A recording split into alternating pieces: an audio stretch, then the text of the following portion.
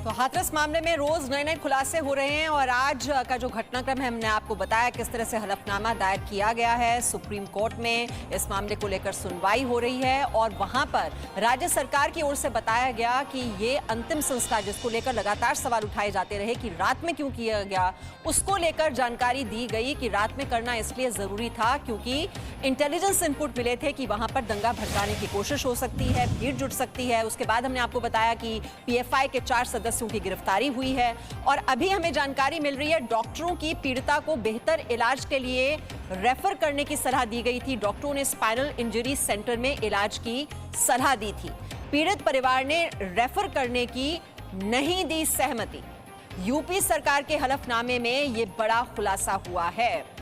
तो डॉक्टरों की पीड़िता को बेहतर इलाज के लिए रेफर करने की सलाह दी गई थी क्योंकि सवाल यह पूछा जा रहा था कि अलीगढ़ में इतने दिनों तक क्यों रखा गया, जल्दी ही दिल्ली में ट्रांसफर क्यों नहीं किया गया, और इसको लेकर भी जानकारी दी गई है। विस्तार से जानकारी ले लेते हैं। विशाल पांडे हमारे साथ हैं। विशाल पांडे, ये क्या खुलासा है? ये इलाज के लिए किसने रेफर किया था, दिल्ली में शिफ्ट क्यों नहीं किया गया, इसको लेकर क्या एक्सप्लेनेशन? देखिए, यूपी सरकार ने आज जो हलफनामा दायर किया है उसमें यह लिखा है कि 14 सितंबर को दोपहर 2 बजे अलीगढ़ के जैन मेडिकल कॉलेज में पीड़िता को भर्ती कराया गया था। वहां पर जब डॉक्टरों ने उसको देखा, उस पर उसका इलाज करना शुरू किया तो उस दौरान डॉक्टरों ने ये सुझाव दिया था, बार बार ये सलाह दी थी कि किसी बेहतर अस्पताल में जो कि स्पाइनल इंजरी सेंटर हो वहाँ पर ट्रांसफ़र किया जाना चाहिए, यहाँ से रेफर करना चाहिए, लेकिन परिवार ने अपनी सहमति नहीं दी। ये इस हलफनामे में लिखा है यूपी सरकार की तरफ से और इसमें यह कहा गया है कि 15 दिनों तक लगातार जेएन मेडिकल कॉलेज में 28 सितंबर 2020 तक पीड़िता आईसीयू में मौजूद रही, वहां भर्ती रही आईसीयू में जेएन मेडिकल कॉलेज अलीगढ़ में। तो कुल मिलाकर आप देखिए, जो यूपी सरकार ने हलफनामा दायर किया है इसके मुताबिक परिवार ने अपनी सहमति नहीं दी थी किसी बेहतर अस्पताल में शिफ्ट करने को लेकर। जी, यानी कि जो सवाल ये किए जा रहे थे कि दिल्ली में भेजा गया तो इतनी देरी से क्यों भेजा गया, तो इसमें ये स्पष्टीकरण दिया गया है कि डॉक्टरों ने सलाह तो दी थी कि किसी स्पेशलाइज्ड हॉस्पिटल में उसको भेजा जाए, लेकिन परिवार वालों ने सहमति नहीं दी। ये समझा जाए विशाल, यही स्पष्टीकरण दिया गया है? बिल्कुल, देखिए यूपी सरकार की तरफ से यही स्पष्टीकरण एक तरह से इसमें दिया गया क्योंकि लगातार सवाल ये पूछे जा रहे थे कि किस कंडीशन में पीड़िता को भर्ती कराया गया था, कैसी स्थिति पीड़िता की थी और उसे दिल्ली रेफर करने में वक्त क्यों लगा था। 14 तारीख से लेकर 28 तारीख का इंतजार क्यों किया जा रहा था, किसी बेहतर अस्पताल में क्यों नहीं शिफ्ट किया जा रहा था। पर आज यूपी सरकार ने जो हलफनामा दायर किया है उसके मुताबिक परिवार की सहमति नहीं थी, लेकिन अब इस पे पीड़ित के परिवार का क्या पक्ष है, पीड़ित के परिवार का पक्ष अगर आएगा तो वो भी जानना बहुत जरूरी होगा कि इन जो यूपी सरकार की तरफ से जो दावे किए गए हलफनामे में इस पर पीड़ित परिवार क्या कह रहा है। लेकिन फिलहाल ये साफ किया गया यूपी सरकार की तरफ से कि परिवार ने सहमति नहीं दी थी किसी बेहतर अस्पताल में शिफ्ट करने को लेकर। जी बिल्कुल, ये वर्जन जो है जो हम बार बार देख रहे हैं, चाहे वो सरकार का वर्जन है, पुलिस का वर्जन है और परिवार वालों की ओर से जो कहा जा रहा है इस पूरे मामले में, उसमें बहुत ही अंतर नजर आ रहा है। लेकिन ये जो हलफनामा दायर किया गया है इसमें सरकार की ओर से क्या स्पष्टीकरण दिया गया है वो हमने आपको बताया। और अब हाथरस केस में जो हम सुबह से आपको बता रहे हैं, जो कॉल डिटेल से बड़ा खुलासा हुआ है। आरोपी पीड़िता परिवार के बीच बातचीत हुई, कई घंटे बातचीत हुई, पीड़िता के भाई के नंबर पर यह बातचीत हुई। आरोपी संदीप करता था ये बातचीत। अक्टूबर 2019 से मार्च 2020 के बीच ये बातचीत हुई।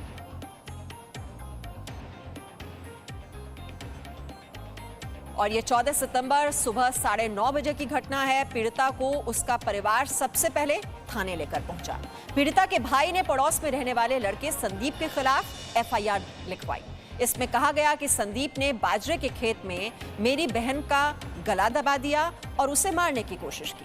14 सितंबर को किसी ने रेप का आरोप नहीं लगाया था, न तो पीड़िता, न उसकी मां और न ही भाई ने रेप की बात कही। कि संदीप से बातचीत होती थी, जो सामने मतलब जो आरोपी है उससे कभी फोन पर बातचीत होती हो आपकी? जी नहीं, मेरी बात नहीं हुई, कभी भी नहीं हुई? जी नहीं, क्योंकि मैं उसे बोलता भी नहीं था। हाँ। क्योंकि वो छोटा, उससे क्या बोलूँगा, वो लड़का। कैसी थी 14 से 22 तारीख तक?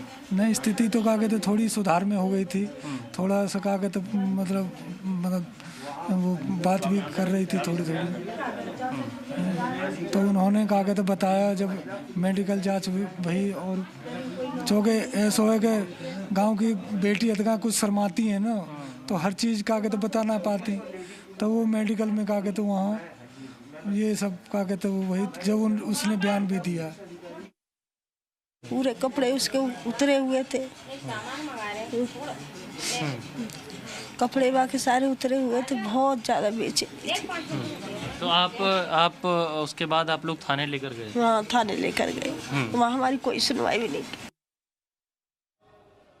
और आइए अब हम आपको इस केस में आरोपी बनाए गए लवकुश नाम के लड़के की मां का बयान सुनाते हैं। इनका कहना है कि जब लड़की घायल पड़ी थी तो उन्होंने अपने बेटे को पीड़िता को पानी पिलाने के लिए भेजा था, लेकिन बाद में उसे भी गैंगरेप का आरोपी बना दिया गया। हम तो अपने खेत में चारा काट रहे थे, जब हमने सुनी, जब हल्ला मचा, गांव से हमने जाते देखे तो हम वहाँ पे पहुँचे थे तो उसकी बेटी भरा में पड़ी थी और उसकी माँ चारा काट रही थी। उसका भाई गए तो तीनों साथ में ही थे, फिर उसका भाई चारा गठरी लेके घर को आ गया।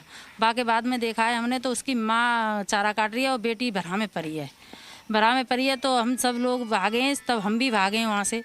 हमने बोला, मैंने कि बेटा का हैगा कि पता नहीं है का हैगा, मुँह में खून चल रहा। तो वो चिल्ला रही थी, नाम ले लेके के एक संदीप मार गया, कि वो मार गया, इसके पे। और हमने तो अपने बेटे से इतना किया था, मैंने बेटा जी तड़प रही है, कोई पानी ले आओ, तो किसी ने नहीं सुना। तो मैंने अपने बेटा से बोली, मैं बेटा तू बाहर जा, कहीं सड़क पे पॉलिथीन हो कुछ तो पानी लेके बरा से आ जा, तू इसे दे दे। तो मेरा बेटा भागा है साइकिल लेके, उसने पॉलिथीन में पानी लाया, उसने उसकी माँ के हाथ में दिया है कि लो भाभी इसे पानी पिला दो। और हमको कोई मालूम नहीं है कि बाद में क्या हुआ है, हमको और नहीं मालूम है। बस इतना ही हमने घटना देखी है कि किसी की माँ होगी कि किसी की बेटी और या बेटा की एक उंगली भी कट जाएगी तो हल्ला करेगी, फिपियाएगी, वो काम छोड़ देगी, उसका खून बंद करने के लिए कोशिश करेगी। वो क्यों नहीं कर रही थी कोशिश, वो चारा क्यों काट रही थी? उसका भाई पे 2 बार खबर आ गई, उसका भाई घर से क्यों नहीं गया? जब उसने नहीं मारी थी तो उसका भाई क्यों नहीं गया घर? तो उससे माँ ने, उसके भाई ने वो को मारा है। आरोप झूठा इल्जाम लगाया है, जब यहाँ तू ही ना है वो प्लांट पे। कहाँ पर थे रामू? चंदपा के जोरे मसगूदन वो डेरी है, वो है चिल्लर, ताप पे काम करते है और 7 बजे जाते चलो गए। और कितने बजे वापस आए? वापस तो 12-1 बजे आवत है, 12 बज जाए और 12:30 बज जाए, 1 बज जाए। जैसे काम के ऊपर है, मैं गाड़ी ज़्यादा दूध आ जाता तो लेट हुआ जाता है। और इससे पहले हमने आपको कॉल डिटेल्स के बारे में बताया था कि किस तरह से आरोपी और पीड़िता के भाई के बीच बातचीत होती थी। हालांकि भाई इस बात से इनकार कर रहा है। अगर भाई बात नहीं करता था तो सवाल यह है कि आरोपी के साथ कौन बात करता था। इसके बाद हमने हाथरस के बूलगढ़ी गांव के कुछ लोगों से भी बात की। इन लोगों ने भी माना कि आरोपी और पीड़िता के बीच प्रेम संबंध था। संदीप का मामला प्रेम प्रसंग का चल रहा था।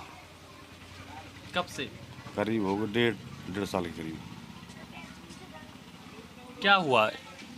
आमने सामने इनके मकान है, तो ये तो यूं ही आने पर था इनका प्रेम बंधन। क्या कभी कोई पंचायत भी हुई ग्राम में इनको लेकर?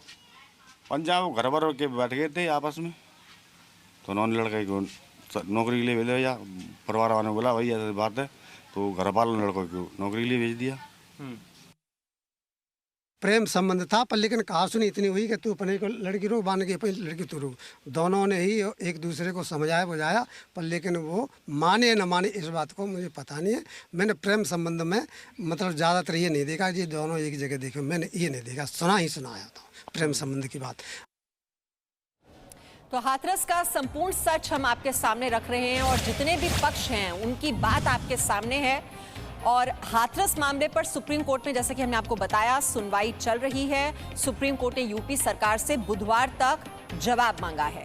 यूपी सरकार की ओर से क्या क्या जानकारी दी गई, हम आपको बता ही चुके हैं। पीड़ित परिवार की सुरक्षा के लिए कहा गया है। हाथरस मामले पर सुप्रीम कोर्ट में ये सुनवाई और यूपी सरकार से बुधवार तक जवाब मांगा गया है। तो पीड़ित परिवार की सुरक्षा के बारे में बताए सरकार, ये पूछा गया है सुप्रीम कोर्ट की ओर से। तो हर तथ्य जो है इस मामले से जुड़ा हुआ वो हम आपके समक्ष रख रहे हैं। और मीडिया का मकसद होना चाहिए खबर बताना, खबर बनाना नहीं। हम आपको खबर बता रहे हैं। Presenting V News app available on Google Play and App Store. Download it now.